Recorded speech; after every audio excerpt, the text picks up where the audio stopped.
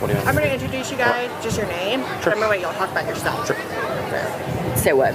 I'm going to introduce you guys, like your name. So I'm going to give you the moment to like kind of talk about yourself, like what you do. Okay. Wonderful. Okay. Cool? Yes. Let me know when. So like if you're still doing more prep work, maybe like kind of like swinging around or like kind of just be like looking up. Okay. All right. Okay, we're going to be starting off. So today, I've got a couple of amazing people with us for our live chef demo. We're going to do it at the first Saturday of every month over here. So this month, I'm very, very excited to have, we've got Mackenzie over here, Mackenzie Bentley, Hi. Give it up. Thank you. Oh, my Put them together. and I've got Abel Blakely with me today. So Mackenzie, tell me a little bit about yourself. Yes. This is my first time doing a live demo, so I'm a little nervous, but I am currently the chef and head of student nutrition at Trinity School at Edgemere. It's a small private school for kids with autism, ADHD, dyslexia. So it's a new role, and I'm really excited about it. So in a nutshell, it's kind of Yeah. Because getting a step away from square pizza and Jell-O pudding cup. Yes. So, I'm trying to implement as much farm to school and get vegetables and get connections with local farmers to get local produce into the school in an inch by inch process. That's awesome. Yeah. It's such a huge thing because I mean, like in this day and age when we're so busy and everything, and parents, not everyone does that Yes. growing up at home. So, Abel, tell us a little bit about what you're up to these days. So my deal is Savory Spice Shop, Oklahoma City. We are a spice merchant. I'm one of the world's second or third oldest professions. We've been on Western Avenue and 43rd Street it will be 9 years next month. So we just sell spices. We make the world taste great. And I got in touch with Mary over here with the farmers market. Was just introducing her to Mackenzie to talk about the school when I went off on my fermented foods tangent, and I think I was like, I'll take a class on fermented foods right now. And Mary's like, you want to teach one next week? And I was like, sure. So, and that's how we're here. So other than that, that's kind of how I got to be where we are here. I've known Mackenzie for the better part of 20 years now. God bless. Yeah. Right? We both met at OU. She went on to be a real professional chef cook, and I just play with spices. And these are my babies right here. This is Allison Worth. So we're just going to go ahead and get started, or do you want to introduce us anymore? Well, I definitely want to hear just kind of a little quick intro. So, I heard someone's going to be making sauerkraut. Yep. I heard someone's going to be making kimchi. Absolutely. So, all right, I don't know who's most up to speed on the task or whatever, but Let's just jump into it. So yeah. what I want to talk about most when it comes to fermentation is that fermentation is really it's a study in food preservation. And so it's a story of pre-refrigeration. And still currently a large portion of the world is without refrigeration.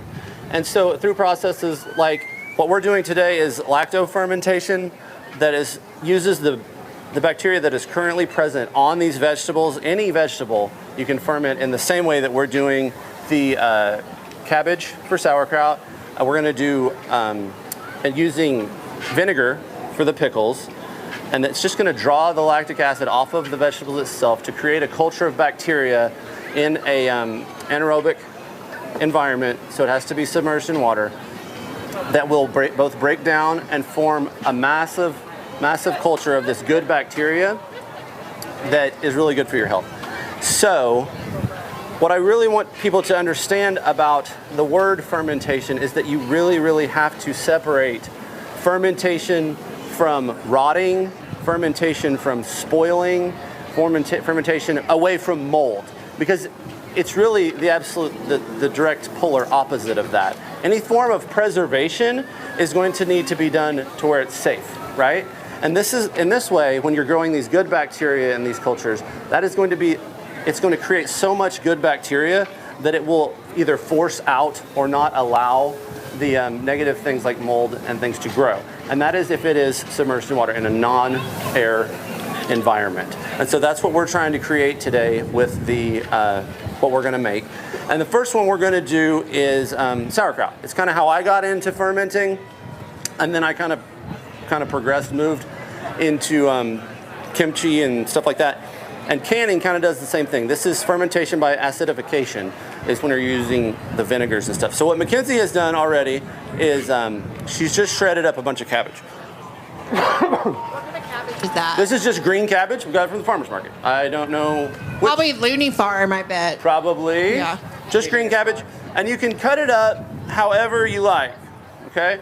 So she's shredded it up decently thick. You can do it on a mandolin, get it really thin. You can cut it into chunks, whatever. Whenever I do it, I want to make sure that I let you know, save these outer pieces from the cabbage because this is going to help later on in the process, okay? So all I have done to this is probably 4-ish pounds of shredded up cabbage. You're going to add salt to it, and that's it. Just salt at this point. I do 1 tablespoon of salt for every 2 pounds of substrate. My substrate, that's just whatever vegetable you're using. So 4 pounds, I did about 2 tablespoons of salt on this, and we're just gonna let this sit for about 20 minutes. It's probably been in here 5 or 10 minutes already. So we're gonna let it sit and draw some of the water out of this cabbage. I don't know if you can see, but you can already see that it's starting to sweat a little bit. So we're just gonna let that go for a little while longer.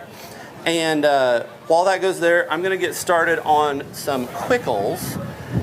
And Mackenzie, if you would like to talk just a little bit about some of the health benefits. Yes. I mean, all in all, besides being delicious, sauerkraut, kimchi, kefir, yogurt, it's amazing because it's an alive food with like live cultures. And all in all, it's just amazing for your overall well-being.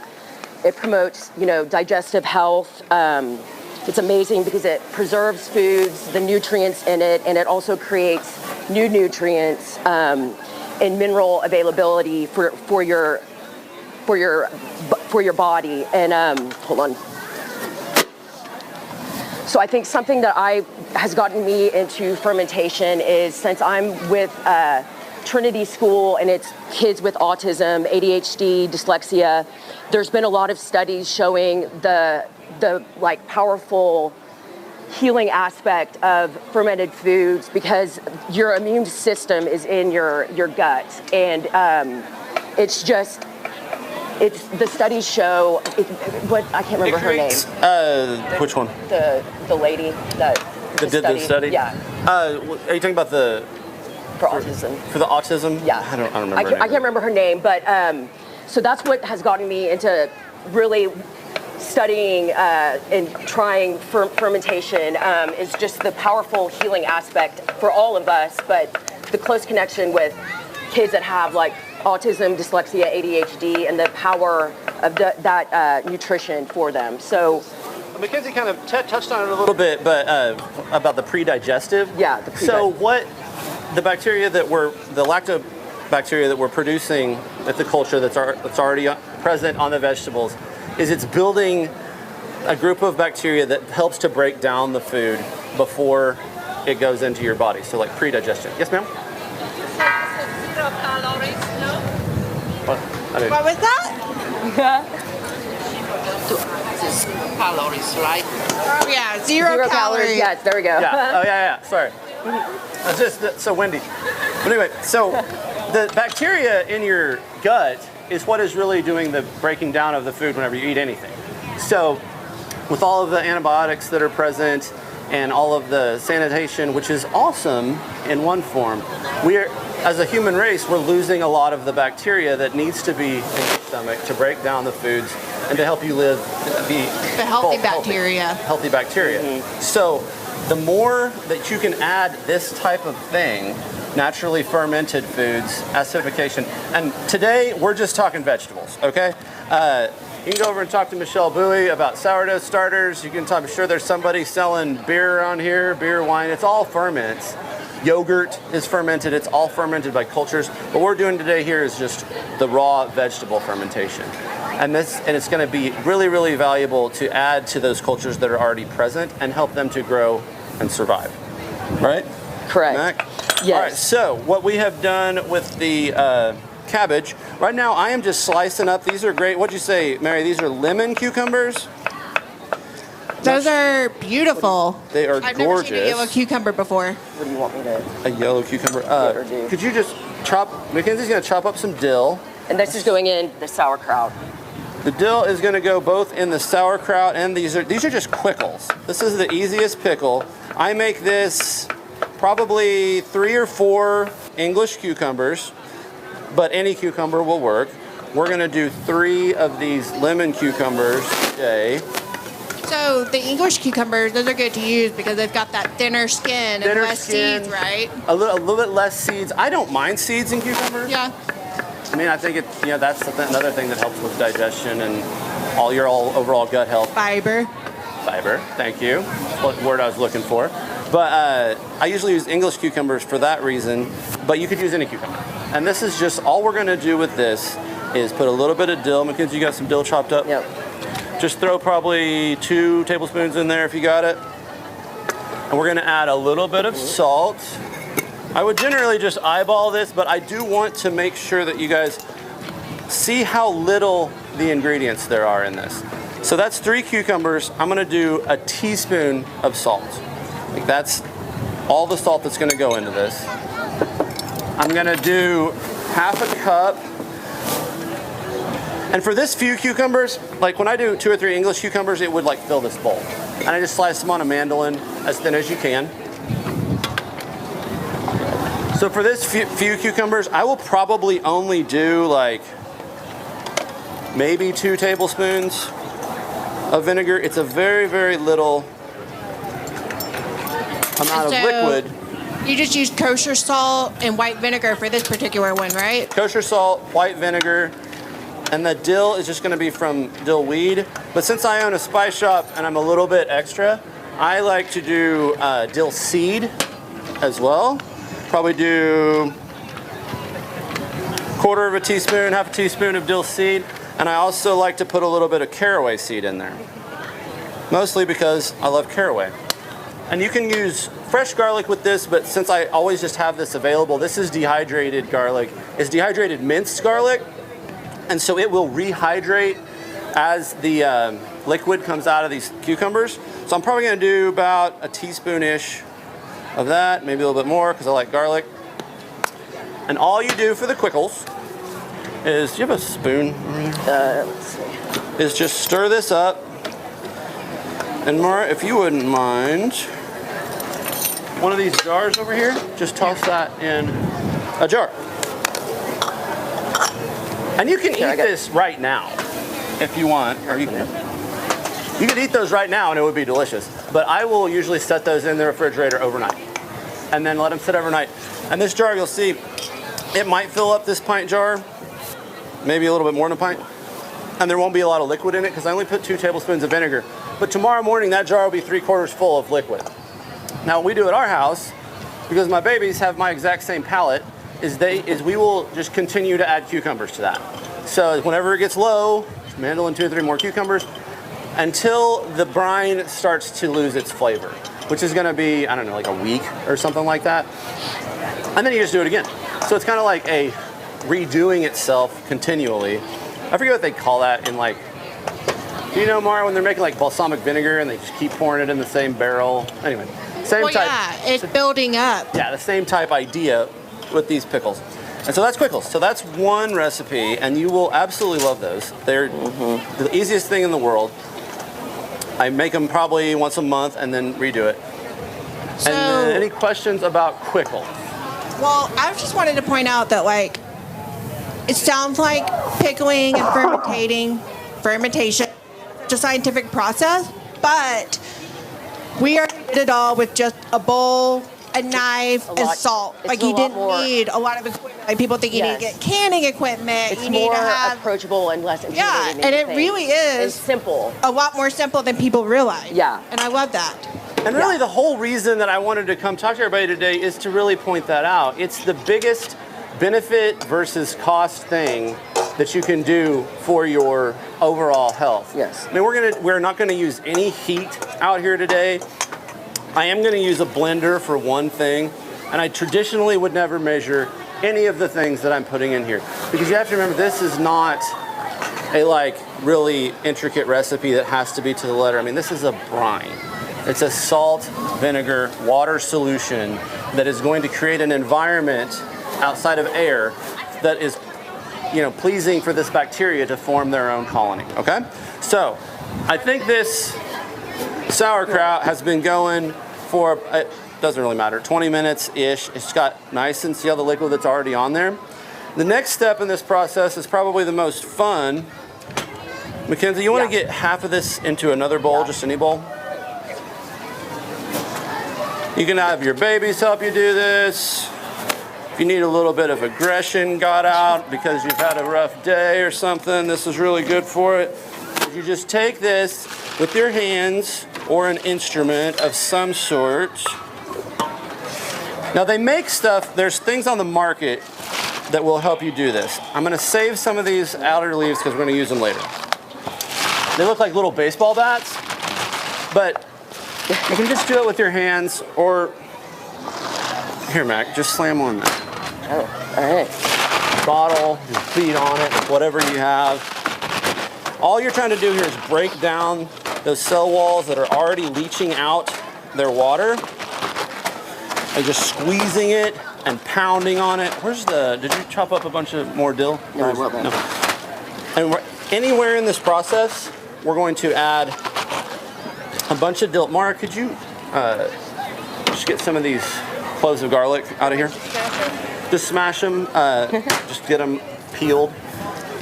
So we're gonna add, there's only 2 more ingredients in this particular recipe. Right now what we've got going is just cabbage and salt. I'm gonna add some dill and some garlic. Now, traditional like German cabbage is gonna use juniper berries and probably caraway seeds or some other spices. I just really like dill pickles, and it's what myself and my family will just eat a lot of. And my kind of challenge to myself this year has been to incorporate more of these fermented foods into my diet every day. So I literally will eat sauerkraut, kimchi, we do a lot of pickled beets, yogurt, beer, you know, just anything that has some sort of ferment to it. Now I'm not saying go out and just drink a bunch of beer for the fermentation, because these are vegetables too, okay? But, so try to get a few more of these things into my diet every day, and it's been a lot easier than I thought it would. For one, because it's just delicious. You know, I just love the way it tastes. And the health benefits are just kind of a side effect. So I've been smashing on this for what, like a minute or so.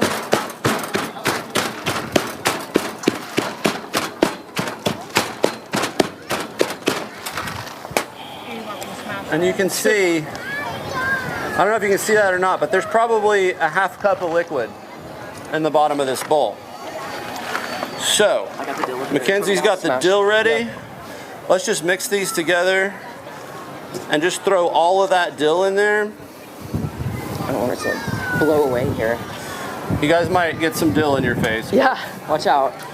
There's worse things. I love dill, so I put a lot of dill in a lot of my ferment. Here, do you want me to do some of the garlic when you got it? Do you want the garlic smashed or whole? That's fine, you just smash it. Okay. Just smash it and chop it up a little bit and we'll put it in there. If you get this up, just rough chop it for me. So just mix it all in.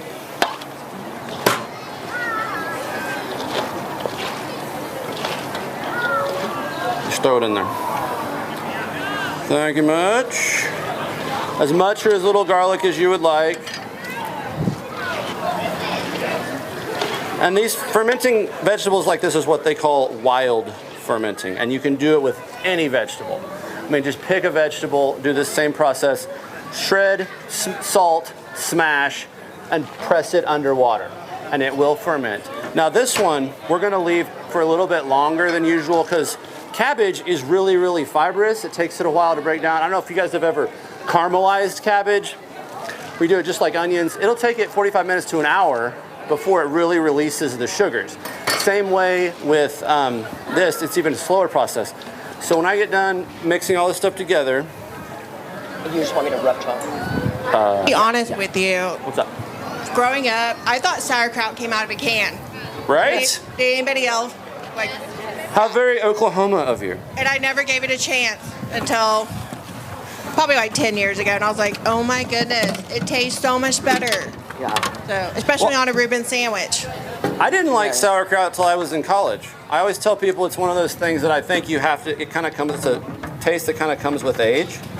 Because my dad, I grew up outside of Enid, Bison, Waukomis, Oklahoma. I don't know if any of you guys know where those places are. But very Czech community, all very Bohemian, Czechoslovakian, German community up there. And we had a Thanksgiving dinner every year at the little Catholic church that I went to growing up in Bison. And it was like renowned all over Northwest Oklahoma for the food. And one of the main things, it's a very German thing for Thanksgiving, is kraut and dumplings. And my dad just lost his mind over it every year, these little old Czech ladies that would make the kraut and dumplings. And I would try it every single year. And I could never figure out why he was losing his mind over this kraut and dumplings, because I thought it was just gross. And then, I got to be about 25, middle of college one year. I was at the Bison Thanksgiving dinner and I was like, this is pretty good. And then it was another 20, 15 years before I figured out that that isn't what sauerkraut has to taste like. Like, honestly, theirs was probably out of a can, which is probably why I didn't really like it that much. But this, and the stuff that's in a can, how much time? Probably preservatives. How much time do I have? Yeah. Okay, what? I mean, the farmer's market closes at 1, I think. Okay, 1. As long as you guys will hang out, I'll talk about fermentation. So, the whole reason people are worried about the health and the safety factor in a ferment is because of what? Botulism. Botulism, right? Botulism does not exist. Well, it exists, but it will not be a problem with a natural ferment like this. The way that botulism becomes a problem is whenever you start introducing canning, high heat canning. And that came around about the Second World War, first, second, I don't know. But anyway, because it's another preservation technique, because it will last a lot longer. Now this, you can sit in a cool, dark area, covered under pressure like this. I mean, it doesn't have to be a lot of pressure. You just want to get enough pressure on it that see how the liquid's coming up to the top? You can't see, can you? So I thought it was, neat to find out that pickling and fermenting has been around like 4,000 years. I don't know. Forever. As long as people have Literally. tried that have been able to produce more food than they can eat immediately, they've had to figure out a way to preserve it. Yeah. And this can sit in this environment, like as long as there's liquid over the top of it, it can sit there and not really indefinitely, it will just get mushy and not taste as good. It'll get real funky. And after a while, it will just disintegrate and become liquid. But I'm gonna put this probably in my refrigerator, or not refrigerator, just in my pantry for 3 weeks. Because that's kind of the funky level that I want in sauerkraut. And through the magic of Mackenzie and I not even knowing we were gonna do this 3 weeks ago, we made a batch of this 3 weeks ago. And I want you guys to try it. Oh, that's awesome. Okay? Yeah. So, awesome. So this has been sitting in the pantry at Trinity School for about a month now. A little over 3 weeks. Yeah. So I've got some little, in this bag, that bag right there, there are some little Dixie cups. Anybody There's nice. walking sample by right now, if you're just coming over, we're talking about pickling and fermenting. I'm so sorry, Abel. I just wanted You're to good. say hello to new people coming by. And you don't have to have a lot of fancy equipment. This is the fanciest piece of fermentation kit that I have. It's just a fermenter. This thing will smash down in here. You'll smash the cabbage until liquid comes out of this little hole in the top. That lets you know that all of the air is pressed out. It forms a vacuum. And you just set it there. This one, since I have more, I'll probably need to smash that a little bit more. Yeah. But Do you have I'm a just gonna take, where's weight? that lid? I know. Right here. So I totally just got hit by a wave of garlic Right? and dill Can you when guys you smell it? open that up. Yeah. Oh, the Yeah. old It one. smells Yeah. amazing. So this one, there's not as much dill in this one because I wanted to add more dill today. I mean, look at the color difference. This is the exact same recipe. Okay. Oh, wow. Okay. So the canning process, that's going to kill all of this good bacteria. The thing with botulism is that it can withstand a lot of high heat. So you have to put it under, 15 bars of pressure in a pressure cooker for an hour or whatever. Or, because, in a pressure cooker, it creates a super hot environment. And that is how they try to kill the botulism there. But it's really kind of difficult to get right. Not difficult, but that's how the botulism comes into play. This type of natural fermentation, it just doesn't get hot enough. All of the good bacteria in the colony of bacteria that's being formed in here, the lactobacteria that's coming off of the vegetables themselves, is going to crowd out. It's going to create too acidic of an environment for the botulism to live. So if you want to try, come up, have a little taster off of this. Yep, it's awesome. I would say that it's actually a lot safer than a canned. I'm going to go ahead and close this. Actually, before I do that, this is the whole recipe, but I want to add one more thing to this one, just because I have a big garden in my backyard. These greens over here are beet greens and carrot greens. I know, that's, let's see. So these are beet greens and carrot greens. How many times have you guys gone to the grocery store, buy the huge beets, it's got the big greens on the end of it, cut it off, throw it away, right? I am obsessed with beets. I grew up in Northwest Oklahoma. We didn't have any money, and so we would eat whatever came out of our garden, and we raised cattle, so whatever steer broke its leg, we would butcher and eat that, right? So we never ate beet greens growing up or anything. I always wonder what you do with them. So I'm just going to take these, just because it is a vegetable, it will have lactobacteria present on it. I've chopped it up a little bit. I'm just going to mix it in with this. Yeah, I think it'll be in with really the like smashing, and we'll do some smashing on that. And this ferment, I've never done before. So we will see what it tastes like in 3 weeks. And what's funny is I'm doing another class out here. Where's Mary? I don't know what week it is. Some week in October. I'm going to do a class out here with the Spice Shop. And It'll be the first Saturday of October. so how far away is that? August? We're at first part of August right now. 2 months October. away. So maybe I'll just bring some of this back. Okay. You guys can come back. Michelle come back from Brooklyn just for the sauerkraut. Bring the Beastie Boys with you.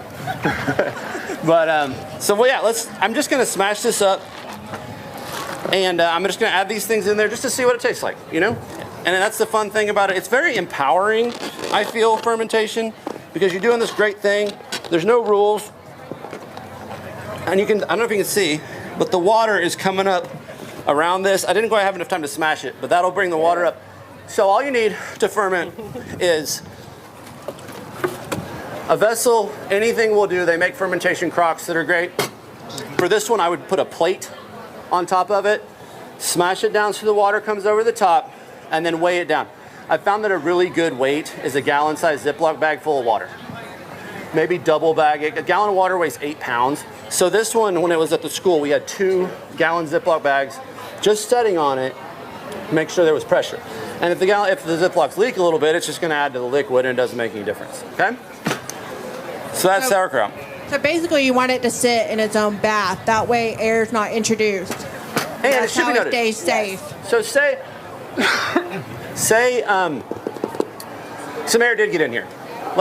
Something happened. Like right here, right now, there's air under this because I haven't smashed it up enough. But some air got in there. You take this lid off, and you see there's a little bit of mold forming on the top. Just throw that away, and everything underneath it is great. It's absolutely perfect. And save the liquid, all that. Yeah, and save the liquid. You can drink the liquid. You can keep putting stuff into the liquid. The liquid's going to be where all the good bacteria are. So don't get freaked out or scared if there's some discoloration on top of it or whatever. It's just because somehow a little bit of air has got underneath there. Just take it off the top, throw it away. No one has ever died from eating sauerkraut. So you know. At least this natural kind. I don't know about botulism and canning, but I'm not going to go there. Okay. To be honest, I've never known anybody to be affected by botulism either. I feel that. Anyway, I noticed like 5 or 6 some green onions. beautiful cucumbers up here, and I wanted to point them out. These are the Armenian cucumbers, right? So Mary loves these. She got them from 5 or 6 farm, and I don't know if you've ever seen them, but they grow about this long. And if you buy them here, you just carry them on your shoulder. And But these are great. So, do this. and these would be good to make a pickle with. Maybe like slice it here for so and make just beautiful. little sticks out of it. Okay. Little sticks. Just like matchsticks. Doesn't matter. Just whatever. We're not. If nobody is familiar with kimchi and you're nervous and you think, gosh, I can only eat kimchi if I'm eating Korean food or something, I honestly love it for breakfast with my scrambled eggs. Like, that is the quickest, easiest way for me to get it. Like, You ever I had love kimchi it. on your pizza? It's so good. I would be okay with that. It's so good. Oh, I was gonna say with the sauerkraut, why I save these is say you don't have a big vessel like this and you just want to put it in those jars. Just put a leaf of this cabbage on top of the jar and smash that down to where the liquid comes up over the leaf, and then put the lid on it and set it on your counter. It's just every once in a while crack that because it's going to create some gases in there. So it's what you call burping. And Mara, if you want, Literally burping. while we're sitting here doing everything else, why don't you put some sauerkraut in jars and we'll just give them to people. Okay. Maybe I can there'll do be that. a quiz. Wait, are you? Okay, so this or this? Oh, like this. Or bigger. It's fine. Bigger? Okay. So that's why I kept these old leaves. And then you can just take the leaf and throw it away. And it's just acts like kind of a seal, a natural seal to keep the stuff submerged. So I don't know how much time we have left for the kimchi because I talk a lot. But I really want to hear about kimchi. here's what I'm gonna do. You can make kimchi as simple or as complicated as you want. I'm just gonna drain off some of this water because what I've done, this is just Napa cabbage, which is these big guys you'll see in the Asian grocery stores. I mean, they have them in every grocery store. What you're gonna do is cut it into quarters. So I slice it about halfway up and just pull it apart like this. And then I'm going to slice it like this and pull it apart. I am not being a very good host. What item am I packing in the jar? Oh, the sauerkraut we just made. Okay, in that quart. Yeah, just Whatever. smash it in there with Cambro. whatever. Okay. Thank you. And I'll put a little pretty leaf on top, like you Oh, said. lovely. So all you're gonna do with the Napa cabbage is take the core out like this. We have a compost thing going over here. I'm gonna feed that to my chickens. And then you're going to just chop it up as fine. You guys are here today, so I take it that you like, some of you at least enjoy kimchi, right? Yeah. So, I don't really like the big hard parts from the white. They're like, sometimes they're like 2 inches quarter. So I will chop this down a little bit extra. And it's just a very, very rough chop like this. And as you go up the stem, these longer parts up here, the big green parts, that you can leave them a little bit longer because they will wilt. They'll just wilt up and they'll be a lot smaller anyway. So I just take these guys, and when I'm at the end down here, I'll go like this.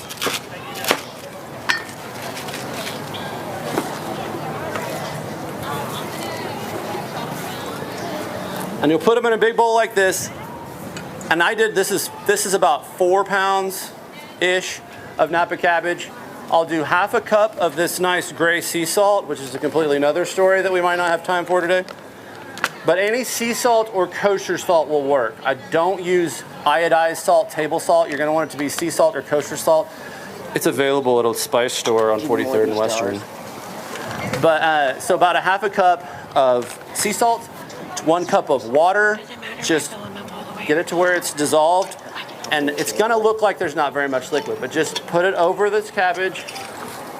Don't even have to smash it like you do with the sauerkraut. Just kind of do that and let it sit for an hour and a half, 2 hours. I did this right when I got here at about 8:30 this morning, and this is what it looks like.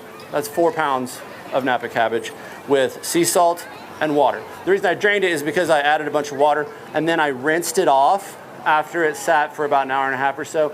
I rinsed all of it out because it can be a little bit salty. But you know, I personally am a spice merchant, so I like a lot of salt on things. So you can rinse it. You want to rinse some of the salt off at least. That leaves you with this beautiful thing here. And we're going to do the same thing. I was going to try to do both of them today, but we're probably going to run out of time. This is Korean cucumber. Exact same process as this, only not cucumber, radish, Korean radish. Exact same process as I'm doing with the Napa cabbage, just done with cucumber.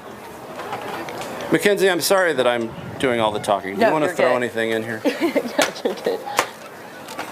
So I think cool, just speaking on like the health benefits of fermentation too. I know we're talking about vegetables, but for those that have like digestive issues with like grains and legumes, just soaking them in water releases the phytic acid and helps absorption as well. So that's why I just, as another added, I think, topic and health aspect of fermentation that I think is a beautiful thing. And what do you like? How do you like eating your kimchi, or what do you like eating your kimchi So with? people always ask like, what? I love kimchi, but like, what all can I do with it? And then everybody just says anything, which is true, but that isn't a very good answer. So like Mara was saying, on your scrambled eggs, I do it on pizza, I do it on hot dogs, do it on bratwurst. I have put it Burgers. on hamburgers, like pretty much anything you put on the grill. Anything you would put sauerkraut on, you can put kimchi on. But most of the time, the reason I started making kimchi is the little jar like that is like $5 at Super Cow Win or $8 or whatever it is. And for this whole ferment, we're gonna be in it for about, what is this stuff, like 60, 80 cents a pound on the cabbage, maybe $5-10 for 4 pounds versus 12 ounces, right? So that's just kind of why I got into it, because I just eat it straight, like with a fork. So we got the cabbage. We are going to, what I have in the blender, I didn't have electricity up here. All this is about a bulb of garlic and a half of a medium onion. This is a whole one of the about this size onion. So the onions you get in a grocery store, you're gonna wanna do half or less. Otherwise the onion really takes over. So this is just onion garlic. To that, we are going to add these onions. Is this all of them? Yeah. Okay. So we're just gonna add, maybe rip these up even a little bit more just so you don't get big old onion bites. Just whatever size you want. Put those in there, stir them around, and then the main, can you get me about 2 inches of ginger? Peeled and just kind of rough chopped. Yeah. Or actually, chop it up real fine if you can. So we're gonna add the onions. And where did that Korean chili go? Right here. Red bag. Yeah, here we go. This is a Korean chili that I don't even really know its name, but it's really the main star of the show when you're making kimchi. And to 5 pounds, I'm gonna do about, what is that? 3/4 of a cup, half a cup, 3/4 of a cup. Gonna dump that all in here. It's not hot really at all. It's really just flavor. You think of it, I think of it kind of like paprika. Paprika is the chili pepper, but it's not really hot. Same thing with pimento d'Espelette. It's like mostly just for, you can get that at Super Cow Win. I got that off Amazon. We don't sell it at the spice shop for whatever reason. So just mix this together. I also like a good amount of ginger in my kimchi. And like I was saying at the beginning, you can make kimchi as difficult or as easy as you want. A lot of people will add a bunch of fish sauce, shrimp paste, clam juice. If you like that fishy, funky flavor, go for it, absolutely. For me, this is really what does it for me. Just simple, throw it together. Mackenzie's mincing up some ginger over there. For 5 pounds, I'll probably do 2-3 inches of ginger just because I like a lot of ginger. And this one, of course, you can set it out just under room temperature as long as you want. It will just continue to get funky. What I do with mine is I will just smash it into a container the same way I did with the sauerkraut. It will continue to leach off its juice. Oh, Mac, you got some ginger for me? I'll just grab that.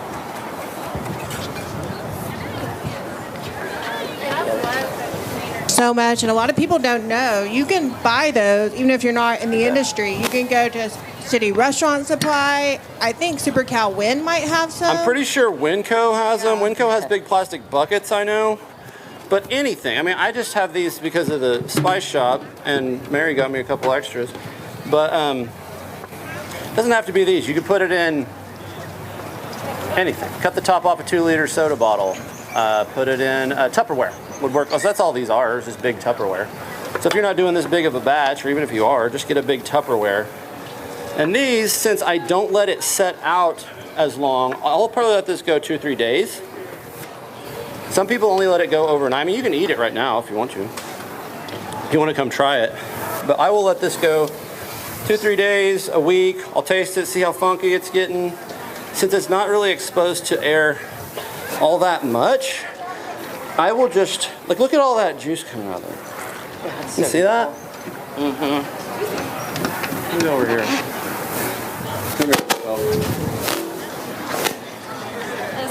Check this out. I want to point out something that I think Farmers Market Scissortail Park does that's amazing is we do have a trash can here, but we also have a compost bucket. And all the vegetable scraps go in there, and it's actually You want to taste it? composting all the flower Just grab a beds little piece and eat it. stuff around here, which I think is awesome. Awesome, yeah. And I hope this class has Thanks. inspired you all to go get some fresh vegetables and try your own sauerkraut or kimchi. Is it good? Is it good? If anybody else wants just like to taste it fresh, that's fine. But yeah, in a day or two, this will kind of get that funky, fizzy kimchi that you're looking for. And again, you can make it as complex as you want. You don't have to. I just do it like this because it's simple and easy.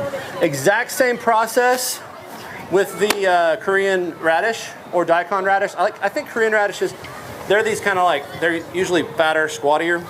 I think they are a little bit sweeter than your daikon Japanese radish. But either one of them works the same way. And you can just, you know what I'm going to do? I'm just going to throw them all in there. Mac, you got gloves on. You want to mix that up for me?